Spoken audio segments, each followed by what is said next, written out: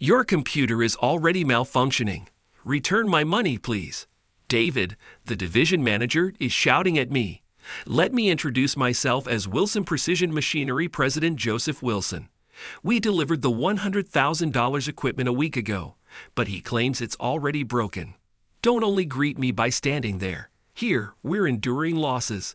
In his rage, David yells at me, but I was aware of his ulterior motive. Really? I'll check. Would you please wait a moment? David works at Miller Corporation, so I went there. I looked over the machine we just delivered.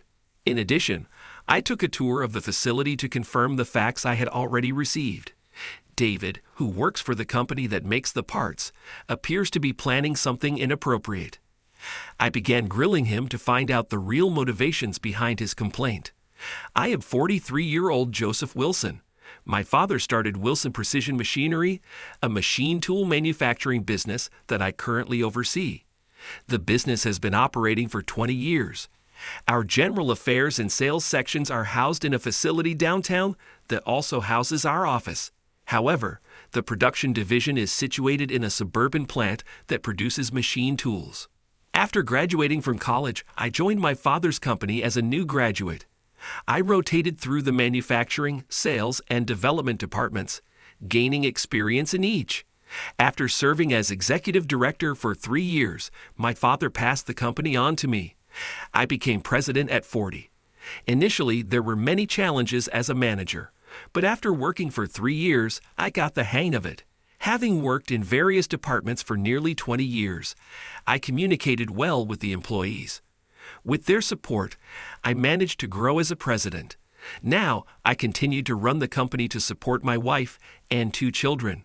One day, a report reached me. Reading through it, I placed my hand on my forehead, thinking about what to do. Not again, I muttered. I was looking at a complaint report. We frequently receive complaints from Miller Corporation, a parts processing company. Handling complaints isn't pleasant, but it's an important job. Some people just make baseless accusations. On the other hand, sometimes there are actually significant defects in the delivered goods. Therefore, even if I feel indignant at the client's attitude, it's essential to investigate the cause objectively without dismissing it outright. I tell my employees to respond sincerely without getting emotional, no matter what the client says. At the same time, I advise them to talk to their supervisor or me if they feel overwhelmed. The employee who handed me the report is nervously waiting for my response. This is the 4th time. What should we do? The employee looks exhausted. They were probably yelled at harshly over the phone. Is it David again? Yes. This guy David is the sales division manager at Miller Corporation. For the past 6 months, we've received many complaints, and most of them are from him. The 4 complaints from him were all about the machine tools we delivered or repaired breaking down quickly, demanding us to fix them. Of course, we repaired and thoroughly investigated the issues David mentioned. However, we never found any defects as he claimed. Moreover, similar defects haven't occurred with deliveries to other companies. For now, we respond to each complaint by apologizing and repairing the broken parts for free. It's obviously their misuse that's causing the problems. I understand why you think that. The employees are tired of constantly apologizing. It's exhausting to keep apologizing to baseless complaints. For your information, the representative dealing with Miller Corporation has already been replaced once. The reason is obvious. They got fed up with David. We're handling the situation with him. Can you hang in there a bit longer? Understood. With a glimmer of hope that the situation is being addressed, the employee nodded and left. I'm not okay with continuously apologizing to David forever. I wanted to reassure him by sharing the actual situation, but there are still many uncertainties about the ongoing investigation, so I can't talk about it lightly. Still, I'm pondering what to do. Receiving 4 complaints from the same company is unprecedented.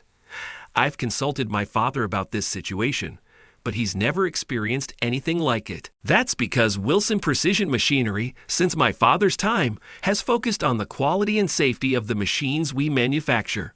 My father often told me when I became president, once a machine is encased, you can't see the intricate parts inside, so it could be shoddily made, but we must not deceive with the interior. As long as we're involved in this work, we must manufacture machines correctly and guarantee their safety and quality to our clients. Any defect in the machine tools could lead to a significant incident. Therefore, we must build them meticulously to ensure there are no defects. To emphasize responsibility, Wilson Precision Machinery pays the manufacturing department employees higher wages than the market rate. Attracted by these wages, skilled craftsmen have gathered in our manufacturing department. However, our company is operated by human beings, as others are. No matter how careful we are, defects can occur. We must acknowledge this, and that's why we need to be careful in handling complaints. Still, I can't help but suspect there's something behind David's persistent complaints. His arrogant attitude continued that day we delivered a $100,000 machine tool. I accompanied the representative to assist and greet David, given our frequent dealings with him. David frowned at the machine tool installed in Miller Corporation's factory. This isn't effective too, is it? We've thoroughly inspected it. If any defects are found, please let us know. We'll immediately handle repairs or refunds. It's not just about handling it. Our work stops every time for repairs. Do you understand that? We apologize. We conducted a thorough inspection, and I believe there won't be any issues this time. Perhaps he was emboldened by our repeated apologies. David always maintained this attitude in front of us. I tried to keep a calm expression, but the employees next to me were awkwardly smiling. After completing the delivery, the employee and I left Miller Corporation's factory. I hope there won't be any issues this time. We conducted an even more thorough inspection. This time, there shouldn't be any problems. It'll be fine. I was present during the operational check and confirmed it was working without any issues. If any problems arise, this will be the 5th complaint from him. Something definitely seems odd. The employee and I returned to the office, praying nothing would happen, and got back to other work. A week has passed since the delivery of the machine tool. I looked over the various gathered materials while talking to other companies. The contents of these industry-shared materials seem reliable. However, since there is no concrete evidence yet, we need to proceed cautiously. At least it wasn't something to be made public yet. While I was staring at the documents in my office, an employee knocked and rushed in. He looked pale. "What's wrong?" I asked. "We've got another call from David." "What did he say?" "The machine we delivered last week has already stopped working." "Not again." I placed my hand on my forehead. "We thoroughly checked the operation, and I was present during the delivery. At that point, there were no apparent defects on our part. Something definitely seems fishy," I thought while glancing at the documents. "He insists on speaking with the president." I offered to handle it, but I understand. "Put him through. I'm sorry, though. Handling complaints is unpleasant." The employee was clearly hesitant to put the president on the spot. After putting the call on hold, the employee transferred it to me. I picked up the phone to speak directly with David. "Your machine's broken again. Give me my money back." "Thank you for your call, David. Don't just calmly greet me. We're incurring losses here." He shouted so loudly that it felt like my eardrum might burst. I had heard he was extremely angry. However, we followed all the proper procedures to avoid such troubles at the time of delivery. If it's truly broken, I'm prepared to take responsibility. I responded confidently. "Really? Let me check. Could you wait a moment? Please don't say such leisurely things." I said, "We're incurring losses. I'm sorry, but if we confirm any defects, we'll immediately handle repairs or returns." I said, "Give me my money back." I tried to listen to his words carefully, but my ears were hurting from all the shouting.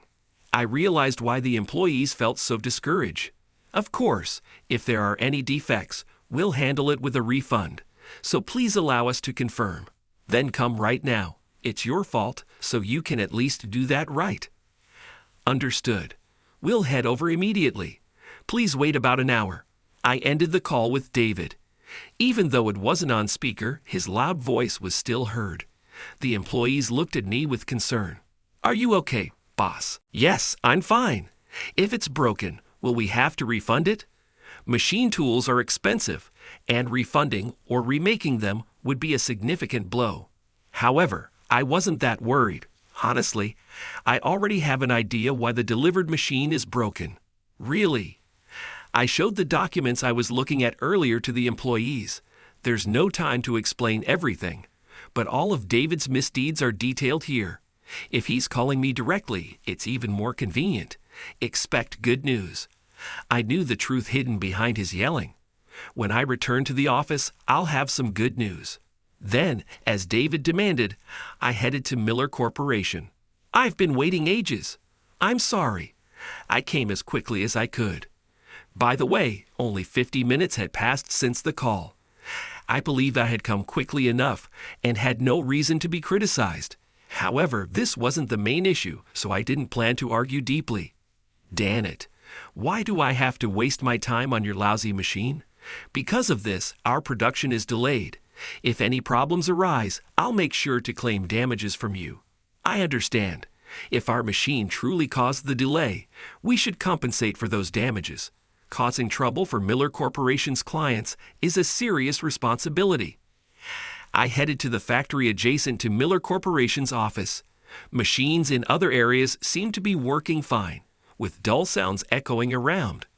Employees were operating the machines, processing parts one after another. Eventually, we arrived at the machine we delivered a week ago. Try it. All right. I checked the machine's condition.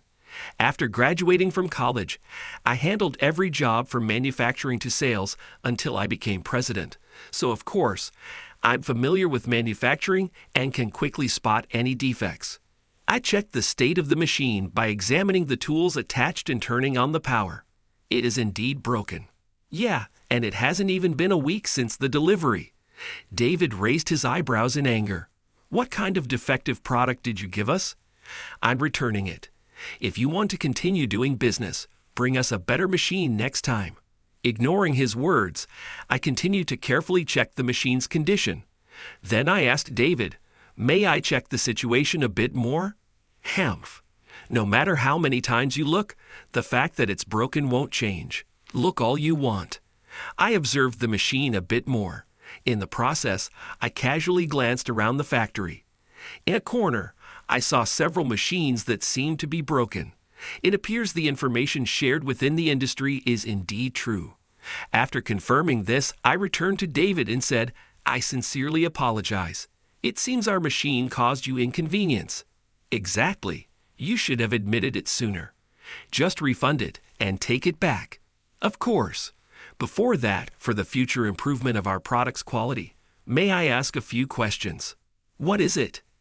David asked me irritably. Do you know what kind of tasks you were performing when the machine broke? What's there? It just stopped working on its own. When I asked, he became noticeably evasive. If it stopped on its own, it must have broken during some operation, right? Where and what kind of work were you doing? David answered with an annoyed tone. We were machining parts for a machine here. May I ask what kind of machine parts you were machining? Hey, what's with all the questions? Are you doubting something? Perhaps it was a subject he didn't want to touch upon. I could see that David was getting flustered by my questions. Not at all, but if we don't understand why it broke, we can't improve our quality. This way, we might cause your company more trouble. I truly want to maintain a long-term relationship with Miller Corporation, so I'd appreciate your guidance. My polite response left David unable to find a hole, and he averted his gaze. Then he said, wait here, and left. Soon David returned with a part. This part got a problem. With that, he brought a shaft, which seemed to have been made with this machine. Indeed, this machine is for making shafts, and there's nothing suspicious about it. However, if it was made through the usual process, the machine shouldn't have broken. I thoroughly checked the operation during the delivery to ensure this. David is hiding something. By the way, I noticed some broken machines in the corner of the factory. What were they originally used for? That's none of your business. What's with all the questions? Hearing my question, David clearly started to panic. I probably hit the mark with my observation. Actually, thanks to prior investigation, I already knew what David was hiding. Walking around the factory confirmed that I was right. The charade ends here. I got to the point. Isn't it time to stop hiding the truth? You used our machine for an unintended purpose, didn't you? What are you talking about? David turned pale. His reaction clearly showed his guilt. As I suspected, while he was yelling about our machine being defective, he was hiding his own mistakes. Here's what you were thinking, David. Instead of fixing the broken machine, you'd use another machine. That way you wouldn't need to buy a new one. Plus, since this machine is brand new, if it breaks, you can claim it's defective and demand a replacement or refund immediately. What? He exclaimed, clearly not expecting to be found out. I pressed further as he looked around nervously. It's only natural for a machine to break when used for purposes it wasn't designed for. While our machines are built to be durable for long-term use, we don't account for misuse. Our contract clearly states that if our machines are used improperly, we won't provide free repairs. What the hell? Acting all high and mighty. Where's your proof that we used it for another purpose? I was likely right on target, but since I was pointing out his wrongdoing, it's only natural for him to ask for proof.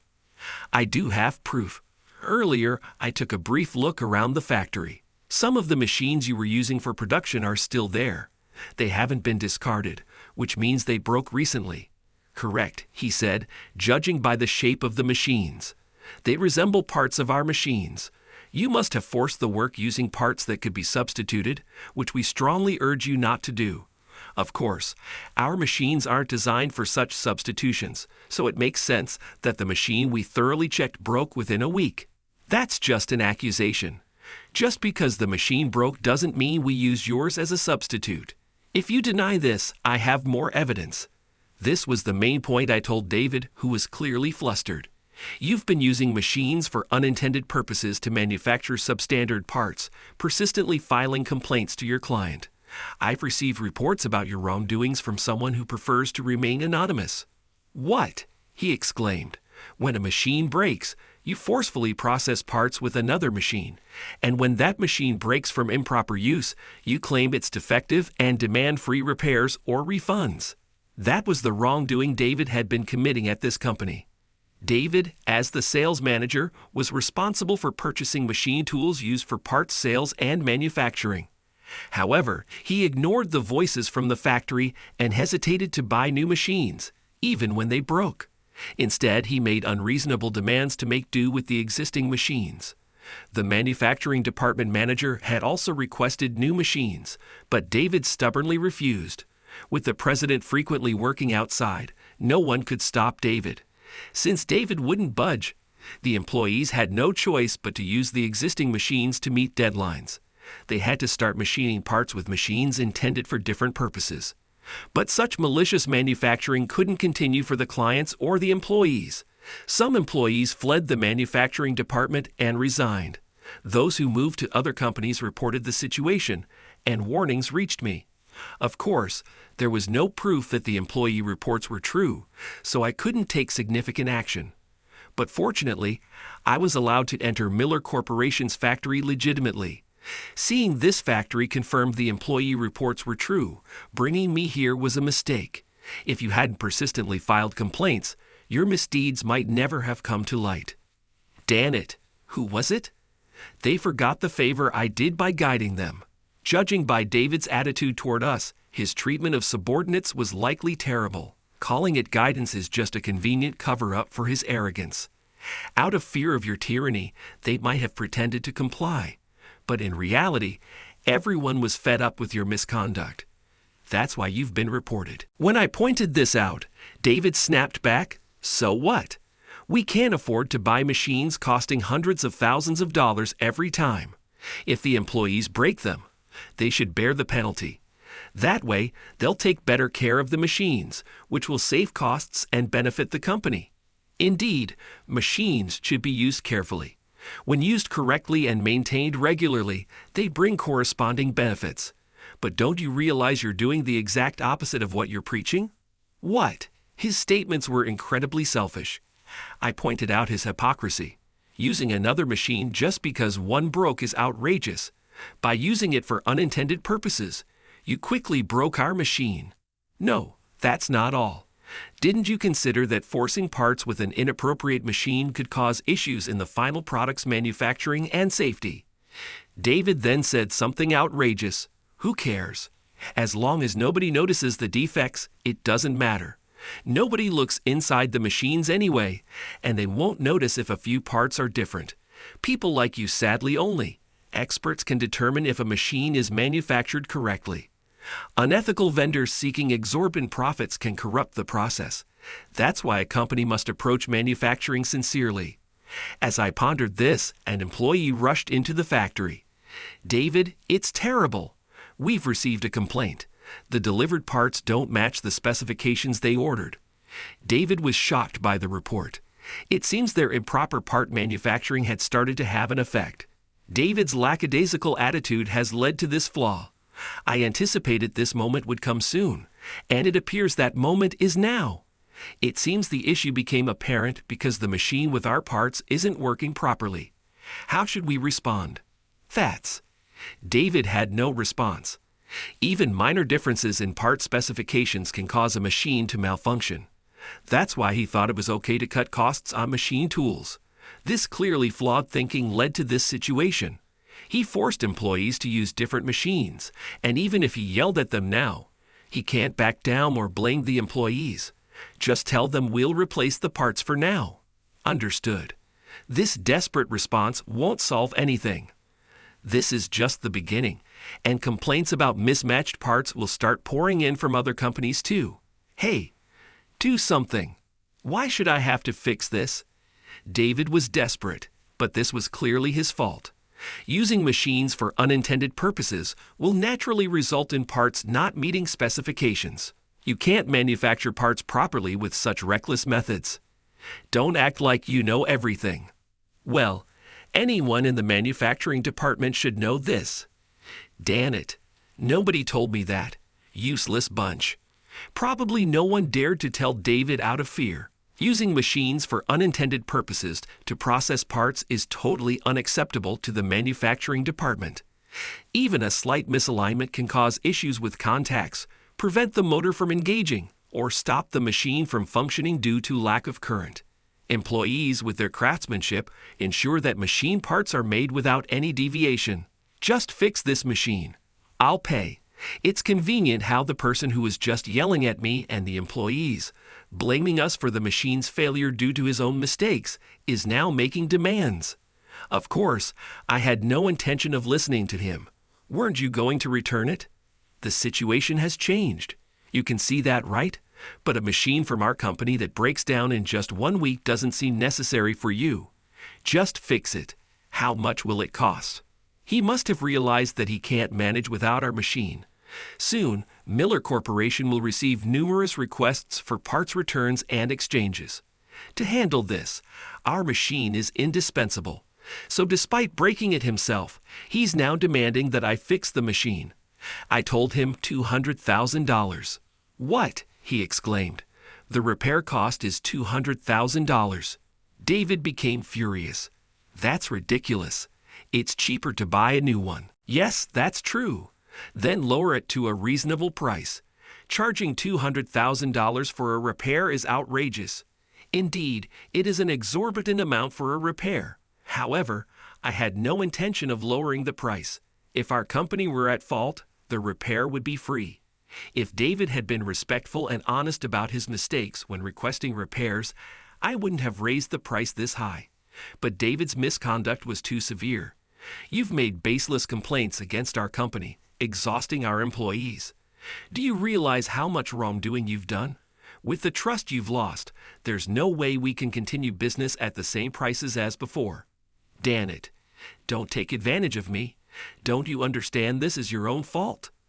Unable to accept my words, David ground his teeth. If you can't pay, our business with your company ends here. We have other clients, so we'll be cutting ties with you. What? In that case, you'll need to purchase new machines to manufacture parts, which will delay your operations by at least a month. This will likely lead to significant compensation claims from your clients. The costs will exceed $200,000. David was speechless. Watching him, I continued, so will you pay $200,000 to repair the machine now? Or will you further damage your company's already tarnished reputation while looking for another machine supplier? Considering your misconduct is already known, I doubt any company will want to do business with you. I stared at him, demanding an answer. What? What would you do, sir? Damn it! David collapsed, punching the floor. He couldn't report to the president that his own malicious directives had cost the company at least $200,000, but he had no choice but to accept it. Despite his position as a manager, he refused to listen to the voices of the employees on site. Instead of purchasing necessary equipment, he tried to cut costs through unacceptable methods. It's not enough for the machines to just work or for their exteriors to look good. Being involved in machine manufacturing means understanding that people will use these machines and that safety is a concern. He underestimated this process for the sake of the company's profit. Now he will pay for his accumulated wrongdoings. I hope this would bring some relief to our employees who were fed up with his complaints. After that, I explained to President Miller of the corporation what had been happening in the manufacturing department. Because he spent a lot of time working outside, he was unaware of the malicious manufacturing practices, and he apologized profusely. He promised to review the manufacturing system and ensure this wouldn't happen again. It seems David was the only one committing these misdeeds. As long as he is no longer involved, the company should be able to conduct business only from now on. Although we repaired the machine, I received $50,000 for the repair. This amount is still higher than the market rate, but includes compensation for the trouble caused. Thanks to the prompt repair, it seems they were able to remake the parts requested for exchange. Even so, it seems there were some delays in manufacturing, and they had to pay about $100,000 in total compensation. Other parts that David ordered to be poorly manufactured were recalled voluntarily, even without complaints from clients. Yes, that's true. Then lower it to a reasonable price. Charging $200,000 for a repair is outrageous. Indeed, it is an exorbitant amount for a repair. However, I had no intention of lowering the price. If our company were at fault, the repair would be free. If David had been respectful and honest about his mistakes when requesting repairs, I wouldn't have raised the price this high. But David's misconduct was too severe. You've made baseless complaints against our company, exhausting our employees. Do you realize how much wrongdoing you've done? With the trust you've lost, there's no way we can continue business at the same prices as before. Damn it. Don't take advantage of me. Don't you understand this is your own fault? Unable to accept my words, David ground his teeth. If you can't pay, our business with your company ends here. We have other clients, so we'll be cutting ties with you. What? In that case, you'll need to purchase new machines to manufacture parts, which will delay your operations by at least a month. This will likely lead to significant compensation claims from your clients. The costs will exceed $200,000. David was speechless. Watching him, I continued, so will you pay $200,000 to repair the machine now? Or will you further damage your company's already tarnished reputation while looking for another machine supplier? Considering your misconduct is already known, I doubt any company will want to do business with you. I stared at him, demanding an answer. What? What would you do, sir? Damn it! David collapsed, punching the floor. He couldn't report to the president that his own malicious directives had cost the company at least $200,000, but he had no choice but to accept it. Despite his position as a manager, he refused to listen to the voices of the employees on site. Instead of purchasing necessary equipment, he tried to cut costs through unacceptable methods. It's not enough for the machines to just work or for their exteriors to look good. Being involved in machine manufacturing means understanding that people will use these machines and that safety is a concern. He underestimated this process for the sake of the company's profit. Now he will pay for his accumulated wrongdoings. I hope this would bring some relief to our employees who were fed up with his complaints. After that, I explained to President Miller of the corporation what had been happening in the manufacturing department. Because he spent a lot of time working outside, he was unaware of the malicious manufacturing practices, and he apologized profusely. He promised to review the manufacturing system and ensure this wouldn't happen again. It seems David was the only one committing these misdeeds. As long as he is no longer involved, the company should be able to conduct business only from now on. Although we repaired the machine, I received $50,000 for the repair.